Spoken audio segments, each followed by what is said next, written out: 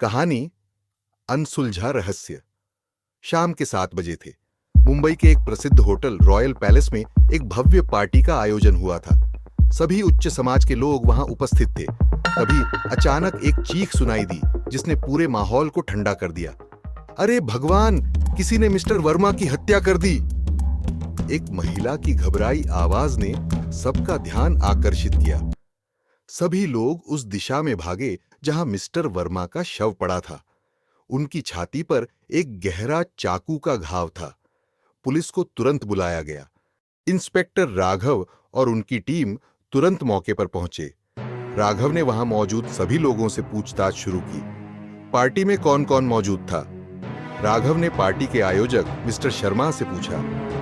लगभग 100 लोग थे, सभी उच्च समाज के, मिस्टर शर्मा ने जवाब दिया। राघव ने कमरे की जांच की। उन्होंने देखा कि खिड़की खुली हुई थी और वहां से एक रस्सी लटकी हुई थी। राघव ने पार्टी में मौजूद सभी लोगों की लिस्ट बनाई और उन सभी से पूछताछ शुरू की। आपने आखिरी बार मिस्टर वर्मा को कब देखा था? राघव ने मिस्टर वर्मा की पत्नी माया से पूछा। मैंने उन्हें करीब आधे घंटे पहले देखा था। वे किसी से फोन पर बात कर रहे थे, माया ने कहा। राघव ने फोन का रिकॉर्ड खंगाला और पाया कि वर्मा आखिरी बार एक अनजान नंबर से बात कर रहे थे। फोन की जांच करने पर राघव को पता चला कि वह नंबर एक प्राइवेट डिटेक्टिव अजय का था। मिस्टर अजय, आप मिस्टर वर्मा से क्यों बात कर रहे थे? राघव ने अजय से पूछा। वर्मा ने मुझे एक रहस्य का पता लगाने के लिए हायर किया था, अजय ने बताया। वह अपनी पत्नी के बारे में कुछ संदेह कर रहे थे। राघव ने माया से फिर से पूछताछ की। माया, क्या आप किसी को धोखा दे रही थी? राघव ने सख्ती से पूछा। नहीं, मैं ऐसा कुछ नहीं कर रही थी, माया ने रोते हुए कहा। मुझे नहीं पता था कि वर्मा मुझ पर शक कर रहे थे। राघव को एक नई जानकारी मिली। मिस्टर वर्मा के बिजनेस पार्टनर सुमित को भी पार्टी में देखा गया था। सुमित और वर्मा के बीच कुछ महीने पहले बड़ी तकरार हुई थी। सुमित, क्या आप वर्मा से बदला लेना चाहते थे? राघव ने सीधे पूछा। हां, लेकिन मैंने उनकी हत्या नहीं की, सुमित ने चौंक कर कहा। राघव ने सभी सबूतों को जोड़ा और पाया कि असली हत्यारा कोई और ही था। सबको ध्यान से सुनो, राघव ने सभी को संबोधित किया। मिस्टर वर्मा की हत्या उनके ही सुरक्षा गार्ड सुरेश ने की है। सुरेश, यह सच है? राघव ने चौंकते हुए पूछा। सुरेश ने सिर झुका लिया और कहा, हां, मैंने ही हत्या की। वर्मा ने मेरे परिवार को धमकी दी थी, मैं मजबूर था।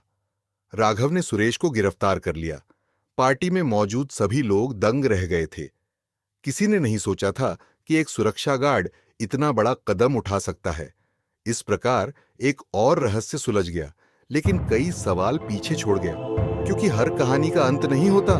राघव ने मुस्कुराते हुए कहा। इस कहानी के ट्विस्ट और रहस्य ने अंत तक आपकी उत्सुकता बनाए रखी होगी। उम्मीद है कि आपको यह कहानी पसंद आई होगी। सुरेश की गिरफ्तारी के बाद सबको लगा कि मामला सुलझ गया है, लेकिन राघव को कुछ अजीब लगा। सुरेश के बयान और घटनाओं के बीच कुछ मेल नहीं खा रहा था।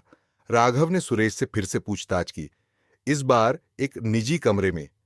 सुरेश, सच बताओ, तुमने वाकई हत्या की? राघव ने पूछा। सुरेश ने आंसुओं के साथ कहा, नहीं साहब, मैंने ऐसा कुछ नहीं किया, मुझे किसी ने फंसाया है। राघव ने गहराई से सोचा और पाया कि सुरेश के खिलाफ कोई ठोस सबूत नहीं था। राघव ने उन सबूतों को फिर से खंगाला जो उन्होंने पहले अनदेखी कर दी थी। अंतिम खुलासा, राघव को वर्मा के ऑफिस में एक छिपा हुआ दस्तावेज मिला। उस दस्तावेज में वर्मा की संपत्ति और उनके पार्टनरशिप के बारे में कुछ अहम जानकारियां थी। यहां कुछ तो गड़बड़ है, राघव ने खुद से कहा। राघव ने माया से अंतिम बार पूछताछ की। माया, क्या तुम्हें पता था कि वर्मा अपनी संपत्ति तुम्हारे नाम कर रहे थे? राघव ने सीधा सवाल किया। माया ने आंखों में आंसू भरते हुए कहा, हां, मुझे पता था, लेकिन मैंने उन्हें मारा नहीं। राघव को अचानक याद आया कि अजय ने कहा था कि वर्मा ने उन्हें अपनी पत्नी के बारे में संदेह करने के लिए हायर किया था, लेकिन वर्मा की पत्नी माया तो खुद निर्दोष लग रही थी। तो असली हत्यारा कौन है? राघव ने खुद से पूछा। फिर राघव को समझ में आया कि वर्मा का बिजनेस पार्टनर सुमित ही असली हत्यारा है। सुमित ने वर्मा की संपत्ति के लिए यह सब रचा। उसने सुरेश को फंसाया और माया को दोषी दिखाने की कोशिश की। राघव ने निष्कर्ष निकाला।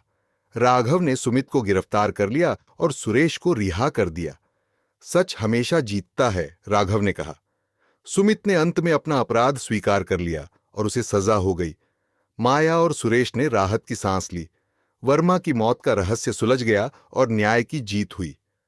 हर कहानी का अंत होता है, लेकिन यह अंत एक नई शुरुआत की तरह है, राघव ने मुस्कुराते हुए कहा।